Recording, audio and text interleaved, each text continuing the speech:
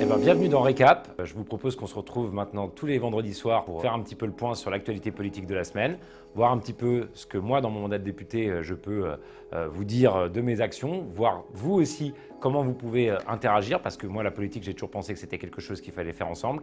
Et donc, pour ce premier numéro, j'ai envie de vous parler de 3 sujets. D'abord, du fait que dans les EHPAD aujourd'hui, vos grands-parents qui y sont peut-être résidents ne peuvent pas recevoir de visite et que ça, c'est quand même terrible. On a quelque chose qui, dans les EHPAD, s'est dégradé année après année, où finalement, ces établissements sont parfois devenus des quasi-mouroirs parce que les gouvernements successifs ne s'en sont pas occupés.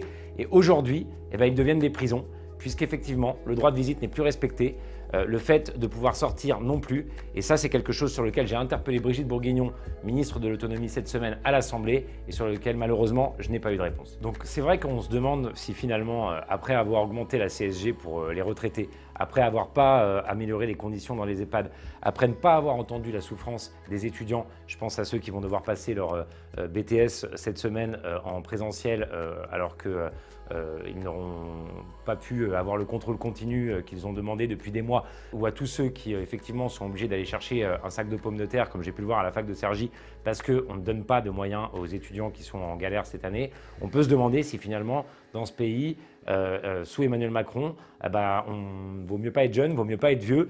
Le seul peut-être salut que vous pouvez avoir, c'est si vous bossez et si vous êtes un actif et que vous essayez de remplir un peu les caisses de l'État, mais sinon, on vous oublie. Deuxième sujet dont je voulais vous parler ce soir, c'est la commémoration du bicentenaire de Napoléon.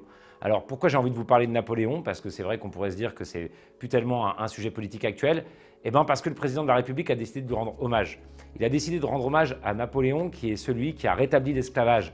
Il a décidé de rendre hommage à Napoléon, qui est celui qui pouvait, par exemple, instaurer un code civil où vos parents pouvaient, si vous êtes mineur, dire j'ai envie de mettre mes enfants en prison et le faire sans passer par un juge, sans passer par rien.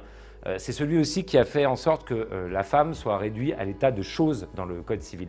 Est-ce que vraiment, en 2021, on a envie de rendre hommage à Napoléon Bonaparte? Est-ce qu'il n'y a pas d'autres personnes qu'on pourrait célébrer? Moi, je crois que si. Et donc ça aussi, c'est quelque chose sur lequel j'avais envie qu'on revienne ce soir. Et troisième sujet, finalement, c'est ce que j'ai pu travailler dans la commission des lois à l'Assemblée nationale. C'est la commission qui s'occupe des projets notamment qui touchent à la justice, sur un projet de loi que M. Dupond-Moretti nous a proposé pour redonner confiance dans la justice.